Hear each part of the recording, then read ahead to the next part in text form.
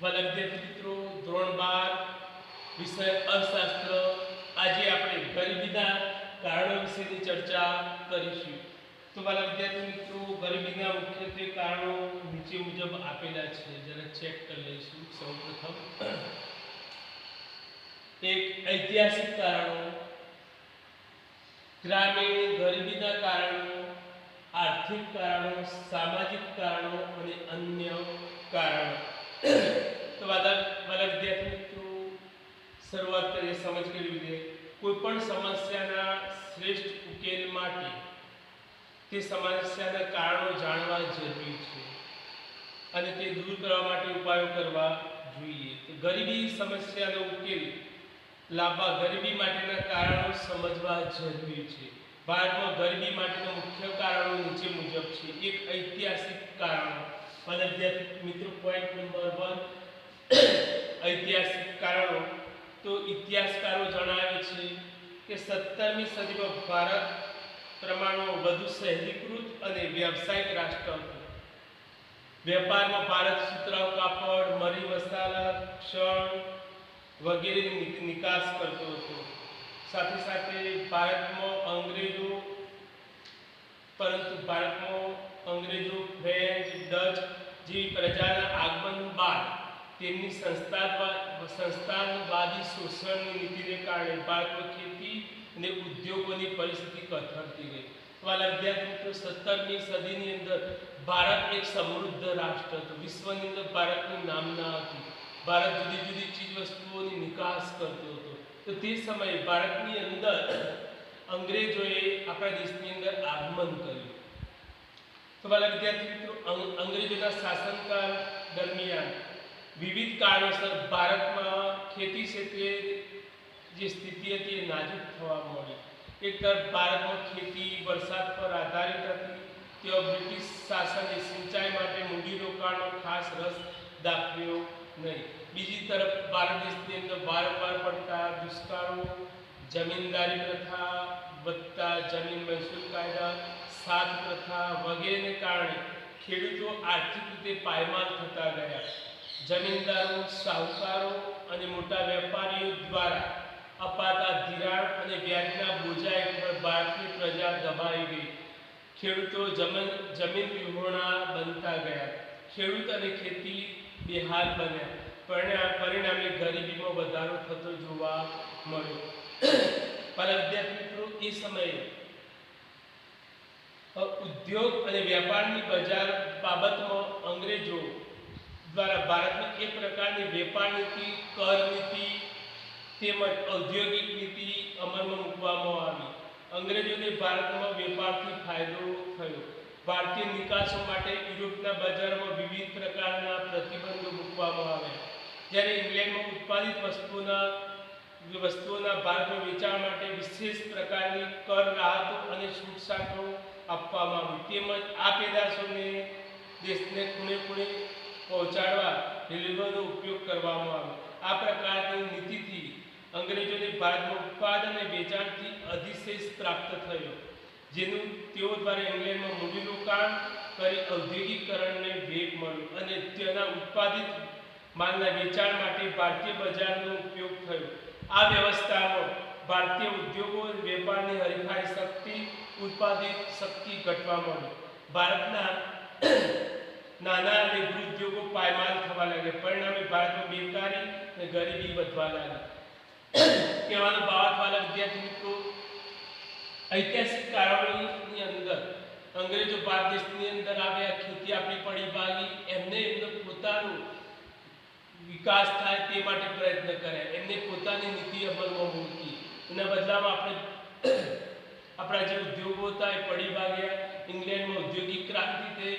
ત્યાં નવી નવી ચીજ વસ્તુઓનું સંશોધન થયું, નવા નવા ઉદ્યોગોની શરૂઆત થઈ.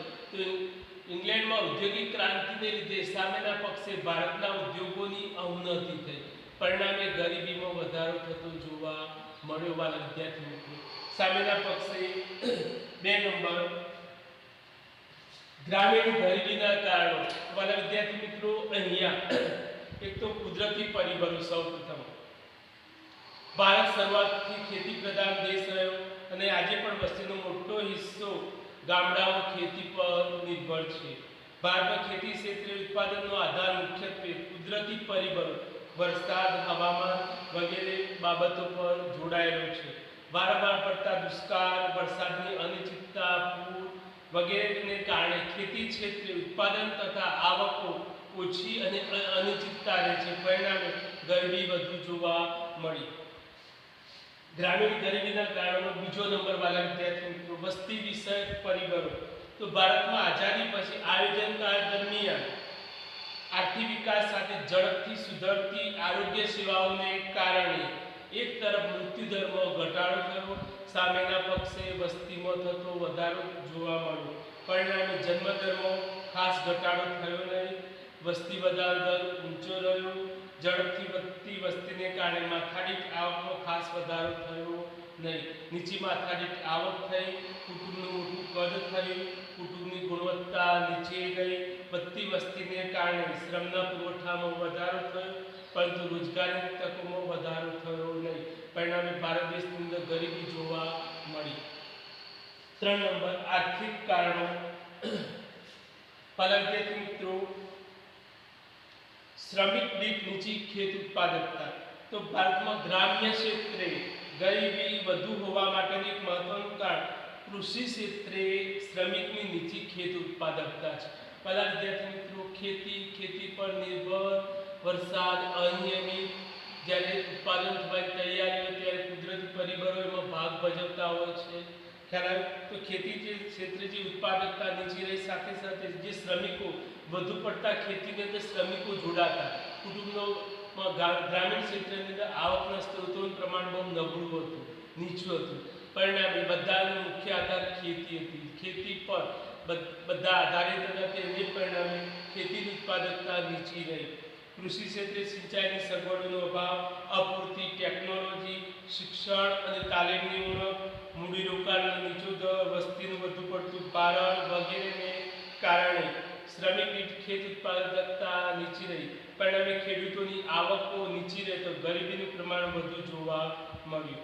ત્યાર પછી જમીન તથા સંપત્તિની અસમાન વહેંચણી. કોઈ આર્થિક કારણોમાં જમીન અને સંપત્તિની અસમાન વહેંચણી. વાલા વિદ્યાર્થી મિત્રો, ખેતી માટે જમીન ખૂબ જ મહત્વની હતી. ભારતમાં અંગ્રેજોના શાસનકાળથી જમીનદારી પ્રથા જેવી અવ્યવસ્થાને કારણે જમીન માલિકી મુઠ્ઠીભર જમીનદારોના હાથમાં જતી રહી.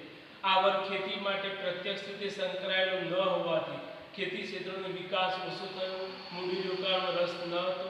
બીજી તરફ જમીન પર ખેતી કરનાર ખેત મજૂરો કે ભાગ્યા હતા, જેમની પોતાની જમીન માલિકી ન હોવાથી તેઓનો ખર્ચ તેઓ પણ ખેતી ક્ષેત્રે મૂડીરોકાણમાં રસ ન દાખવતા. પરિણામે ખેતીની ક્ષેત્રે ખેત ઉત્પાદકતા અને નીચી રહેતા ગરીબીનું પ્રમાણ ઊંચું જોવા મળ્યું.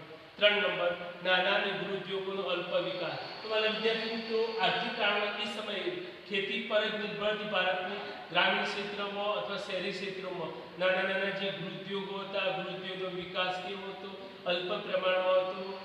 તેને પરિણામે ગરીબી જોવા મળી. ત્યાર પછી ઝડપથી વધતા ભાવોએ ગરીબીને ગંભીર રીતે અસર કરી છે.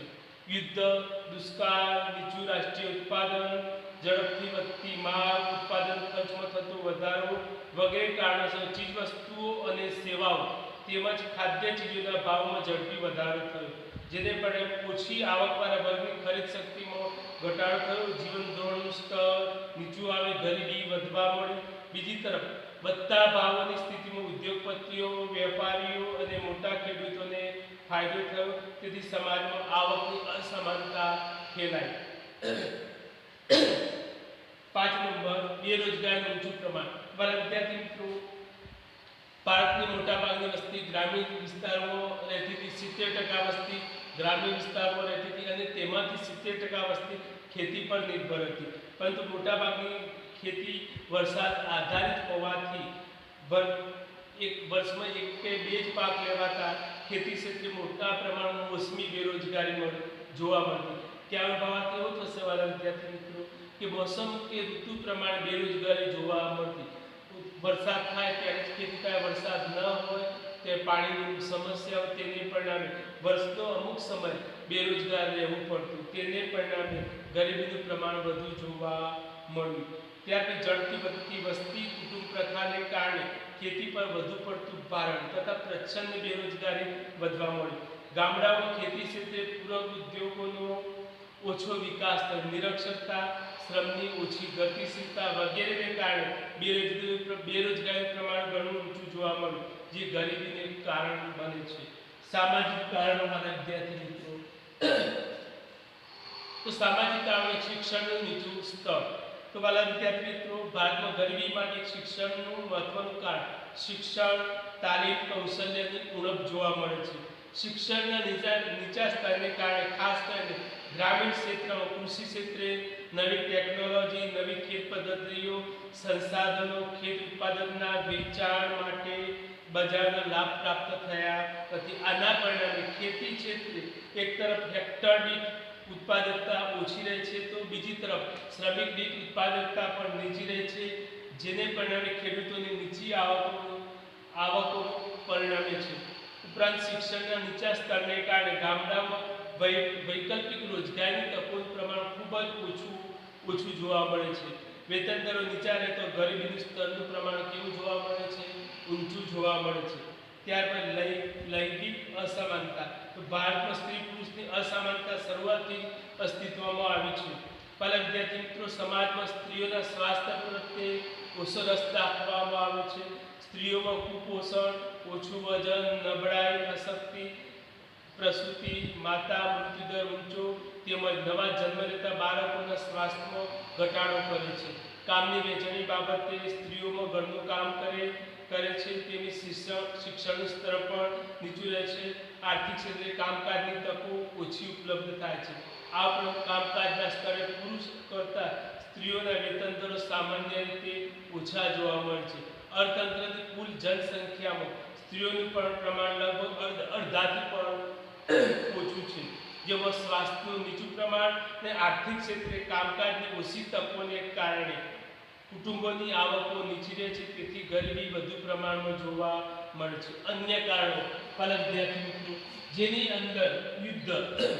તો વાલા વિદ્યાર્થી મિત્રો, ભારત દેશ આઝાદ થયો ત્યારે 1961 આઝાદી પછીની વાત, 1961 સમયે ચીન સાથે યુદ્ધ થયું, ત્યારે પાકિસ્તાન સાથે યુદ્ધ થયું, તો એની અંદર ભારતે વિપુલ પ્રમાણમાં ખર્ચ કર્યો. તો અહીંયા યુદ્ધનો સામનો કર્યો. યુદ્ધના સમયમાં દેશમાં અછત ધરાવતા સંસાધનો, યુદ્ધ માટે જરૂરી શસ્ત્રો, ઉત્પાદન અને આયાત પાછળ ખર્ચ થયો.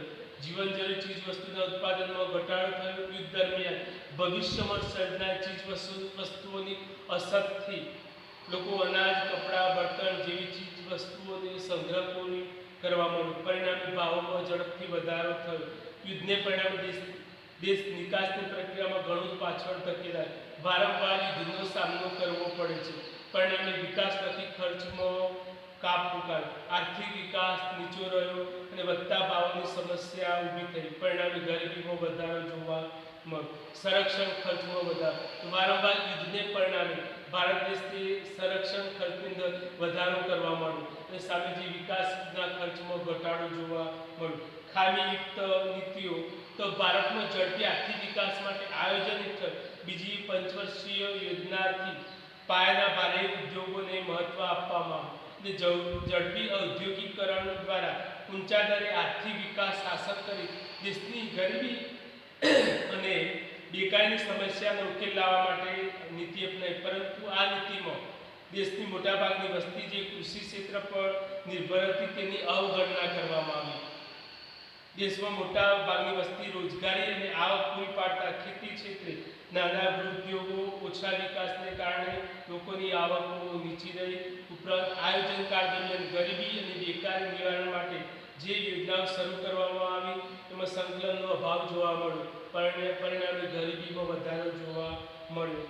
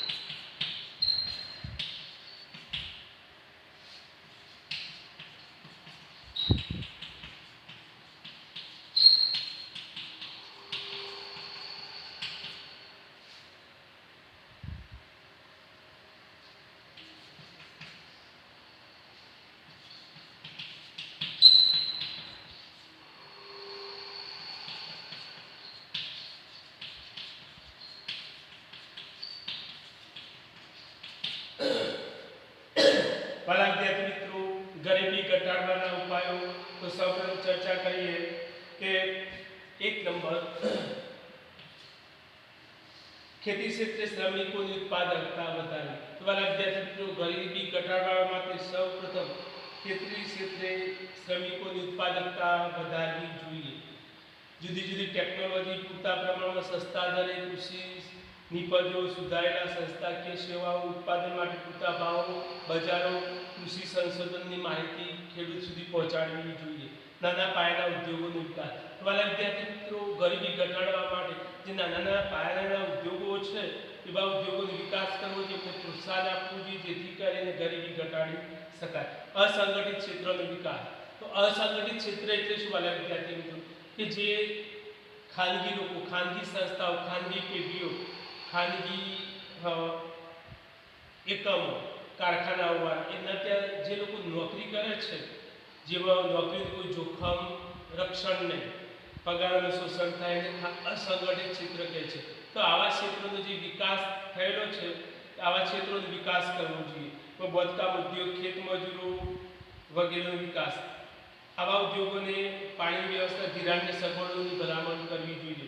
યોગ્ય કર નીતિ. તો આવકની પુનઃવહેંચણી માટે સરકાર દ્વારા કર નીતિનો યોગ્ય ઉપયોગ કરવો જોઈએ. ધનિક વર્ગ ઉપર વધુ કરવેરા નાખવા જોઈએ, તેમની પાસેથી કર વસૂલવામાં આવે છે, ગરીબ વર્ગને ઓછો કર નાખવો જોઈએ. કરની રાહતો આપવી જોઈએ.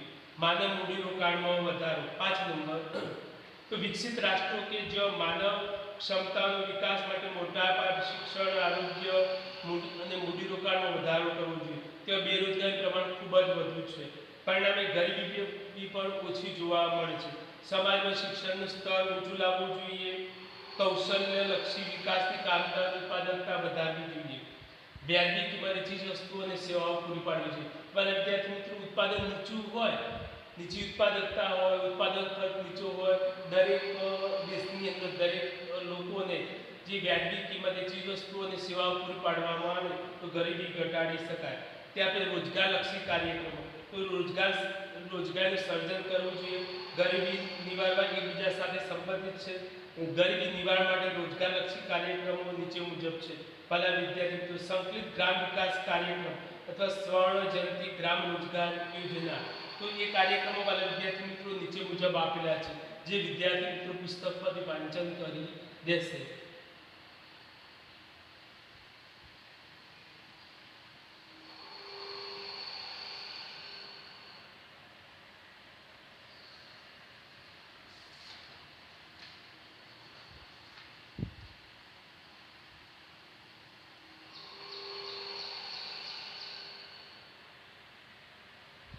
વાલા વિદ્યાર્થી મિત્રો, ગરીબી ઘટાડવા માટેના છેલ્લા જે ઉપયોગો છે બહુ અગત્યની બાબત છે વાલા વિદ્યાર્થી મિત્રો, જેની અંદર વેતન રોજગારના કાર્યક્રમોનું આયોજન કરવું જોઈએ. પ્રધાનમંત્રી રોજગાર યોજના પણ દાખલ કરેલ છે. રોજગાર વયત્રી ગેરંટી યોજના છે, આવાસ યોજનાઓ છે, સામાજિક સલામતીની યોજનાઓ છે, જનધન યોજનાઓ છે. આ યોજનાઓને મહત્વ આપીશું તો ભારત દેશની અંદર આપોઆપ ગરીબી દૂર થશે. જમીન વિહોણા, ખેડૂતોને જમીન આપવી, જે લોકો ભાડાના મકાન મળે છે, ગરીબો છે, એમને આવાસો આપવા. ત્યાર પછી કર્મચારી કામ કરતો એને રક્ષણ આપવું, વીમો આપવો. અસંગઠિત ક્ષેત્રોની અંદર વેતન રોજગારના કાર્યક્રમો આનું આયોજન કરવું. ગ્રામીણ વિસ્તારની અંદર જે નવા તળાવ ઉડી થતી હોય, શાળાઓ બનતી હોય તે એવા લોકોને રોજગારી આપવી, કામે બોલાવવા. સરકાર પછી જુદી જુદી ચીજ વસ્તુઓ કે સેવાઓનું ઉત્પાદન માટે રોજગાર કાર્યક્રમો ગોઠવવા. અહીંયા ત્યાં શ્રમિક આવે, શીખ્યા પછી પોતે પોતાના પગ ઉપર પગભર થઈ શકે તેવા કાર્યક્રમોનું આયોજન કરવું. વિદ્યાર્થી મિત્રો, ઓલ ધ બેસ્ટ. અહીંયા પ્રક્રમ પૂર્ણ થાય છે તો આનું જે સ્વાધ્યાય કાર્ય છે દરેક વિદ્યાર્થી મિત્રએ જાતે કરી દેશે. સ્વાધ્યાય કામ લખીને BM પટેલ ભગાભી સાહેબને મોકલી દેવું વોટ્સએપ